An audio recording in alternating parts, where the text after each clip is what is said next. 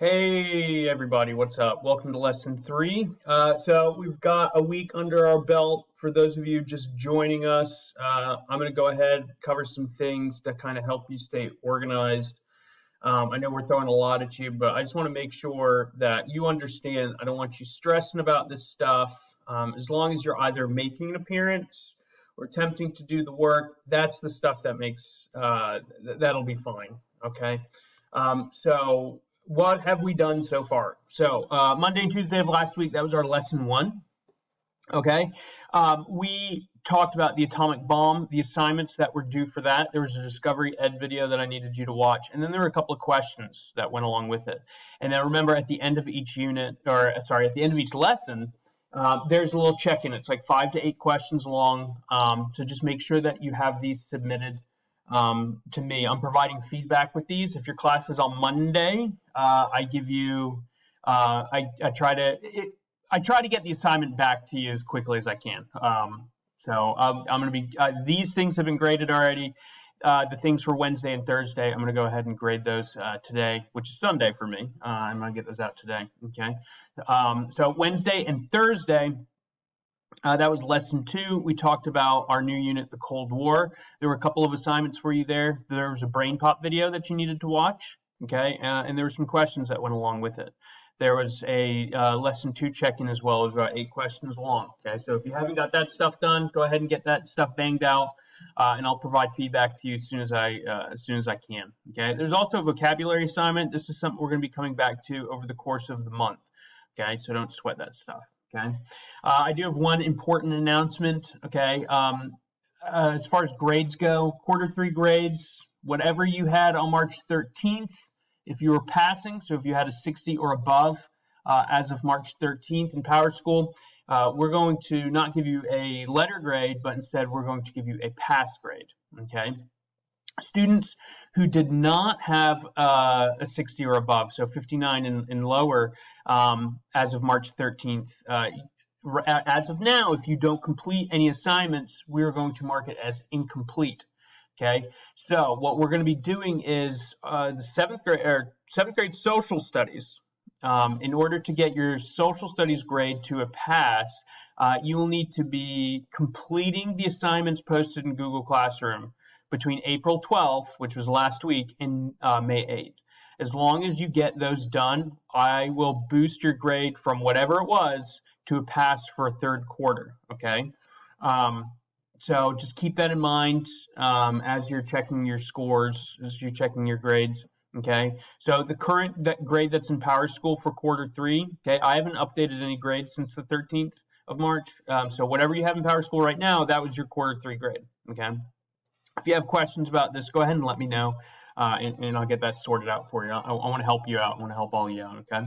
So I wanted to review what we talked about last week really quick, the really important takeaway. So we started talking about the Cold War, which was a time period where the U.S. was competing with the Soviet Union. Okay, they divided up Europe, they divided up Germany. So you had Eastern Europe, which was communist, and you had Western Europe, which was non-communist. Okay, and so even though the Americans and the Soviets were allies during the war, they had different plans for Europe afterwards. Okay, so the United States sets up NATO, which is the North Atlantic Treaty Organization. This was led by the U.S. and included Western nations like Britain and France and Spain and Canada and things like that. Their goal was simple: stop the spread of communism. Okay, they're trying to contain communism. They don't want it to spread through the rest of Europe. The Soviets saw this as a threat. Okay, so they set up the Warsaw Pact, and this was led by the Soviets and included most of the Eastern European countries like Poland, Hungary, Czechoslovakia, Yugoslavia, countries like that. And their goal is to defend communist countries from NATO. The Soviet Union is trying to spread communism. The Americans and the West are trying to stop the spread of communism. Okay, so that's the big takeaway from that lesson. Okay, so today we're going to talk about this concept called the Iron Curtain. Okay, and there was this phrase by Winston Churchill. He gave a speech to a college in the United States after the war, and he said that an iron curtain has descended upon Europe. Okay, and so I mean we have this visual of this giant iron steel wall that has divided Europe. Okay, and it all starts in in Germany. Okay, so remember, Germany was split into 4 zones. Okay, the Americans, the French, the British, and the Soviets. The goal was to rebuild Germany, but after the war, the Soviets wanted a communist Germany. The Allies said, no, that's not what we want.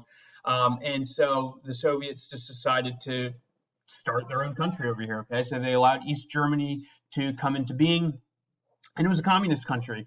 And West Germany became a democratic NATO-aligned country. Okay, because remember, NATO was the United States alliance, and the Warsaw Pact, which is what East Germany became a member of, was a Soviet pact. Okay, so this blob right here, this is the city of Berlin. Okay, so Berlin was also split just like Germany was. Okay, so West Germany is green, West Berlin is green. Okay, so West Berlin is right here, and even though it's in East Germany, it is still a part of West Germany. Okay, which meant that it was a democratic country, whereas East Berlin, also surrounded by East Germany, was part of East Germany. It was communist. Okay, so remember the Berlin blockade? They wanted the Soviets wanted to stop, wanted basically a communist Germany, and with the Berlin airlift, they managed to lift the blockade and stop the Soviets from getting their way, which leads to the split of Germany. Okay, so West Berlin, owned by West Germany, is democratic. East Berlin, owned by East Germany, is communist. Okay, so just because they were all Germans, they couldn't travel freely. Okay, so under communist government, East Germans had few rights. Okay, remember, even though they were provided with the things they needed economically, in exchange, the government had all the power. Okay, so people who spoke out against the government could be arrested. Free speech was not allowed. Okay, even free religion was not allowed. Okay, and the government spied on the people of East Germany. Okay, no one was allowed to oppose the communist government. If you did, you could get arrested or you could lose your job. Okay, so if I was East German and I wanted to visit my friends or family over in West Germany, okay, I couldn't just do that. I had to apply for a permit, and oftentimes the government wouldn't give that to me. Okay, but for a period of time, it was quite easy to travel across the border, right? So if I lived in East Berlin, I just go. I say I'm shopping. Yeah, I'll come back. And a lot of people did not, though. Okay, so after a while, the travel restrictions started coming into place. People couldn't travel freely, but people started finding ways to sneak into West Berlin. And once they got to West Berlin, because remember, West Berlin is part of West Germany, they could do what's called defect. And if you defect, that means you leave your country to find freedom in another country. So the people who are leaving East Germany wanted freedom. So they didn't like the communist system. And so once they found a way into West Berlin, they could travel freely to West Germany. Okay. And so the communist government in East Germany and the Soviets, they didn't like this. So in 1961, overnight, the East German authorities start putting up this wall to basically encircle the entirety of West Berlin. Okay. Now, East Germany said that they're building this wall to prevent the Americans from attacking, but that's not true. In reality, they built this wall to prevent people from fleeing East Germany. They wanted to keep people in their country because they didn't want them to leave, right? If enough people left, the country couldn't do a whole lot, okay? And so they feared that by people leaving, it would weaken the government, okay? So the wall went through the entirety of the city, okay? And it would separate streets and even went through the middle of some buildings, right? So if I decided I was going to go stay with a friend one night, and then, I was from West Berlin and I visited a friend in East Berlin, and I woke up the next morning to go home, well, tough nuggets, right? I'm stuck behind the wall now. And that happened to a lot of people, okay? So the way the wall worked out, it wasn't just a wall, okay? So all of this on the left side, this is West Berlin, and everything on the east is East Berlin. So remember, people were going from the east to the west. So East Germany built this wall in this kind of death zone in between it, right? So here's the actual wall, and then this is what was called the death strip. So they had towers looking in here. It was well lit, so people couldn't just sneak over. Okay, there was ditches, there was landmines, there were dogs that patrolled. Okay, and if you got caught trying to sneak out of East Berlin into West Berlin, you could be shot, and a lot of people died trying to escape. Okay. So here, I mean, you can kind of see the barbed wire. You can see East German soldiers patrolling. You can see the death strip. So West Berlin is over here. East Berlin is over here. And West Berliners, I mean, they would graffiti the wall, and it kind of became an art piece over there, but they still protested the existence of the wall. Okay. Families were split up, and people who attempted to escape would be arrested. So this gentleman, actually, we have two. This guy right here and this guy right here, they're attempting to flee into West Berlin, but they're arrested. Okay, a lot of people who tried to sneak over the wall ended up getting shot. Okay, several thousand ended up getting shot. So here, I mean, we can see people got creative. So this woman is she kind of tried to sneak out. She was successful. She snuck in the motor of a car. Okay. These people right here, they attempted to flee through the wall in the early days before it was better constructed.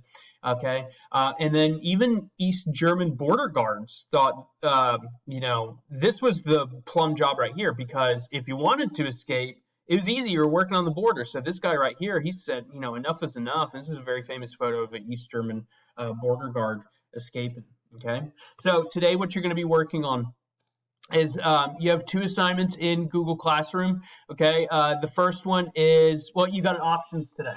Okay, so you can, there's a video, okay, that I've posted. You can watch that video and answer the 5 or so questions. Okay, and I know I've been giving you a lot of videos lately, and I know that's not everyone's cup of tea. That's fine. So you can either watch the video, okay, or you can do the reading assignment. Okay, so basically you have options. Okay, you can do the Berlin video and Berlin Wall questions, or you can read the Berlin Wall article and answer those questions. You do not need to do both, but you can if you want to. Okay, and remember, after each lesson, when you're done with everything, go ahead and do the check-in. Okay, I've also posted the GIM kit that we did Monday the 20th and Tuesday the 21st in there. I want you to go ahead, get in there so you can get some practice with that. Okay, so the video is right here. It's also going to be in the Google Classroom. And again, if you have any questions, feel free to reach out to me, and I will see you guys next time.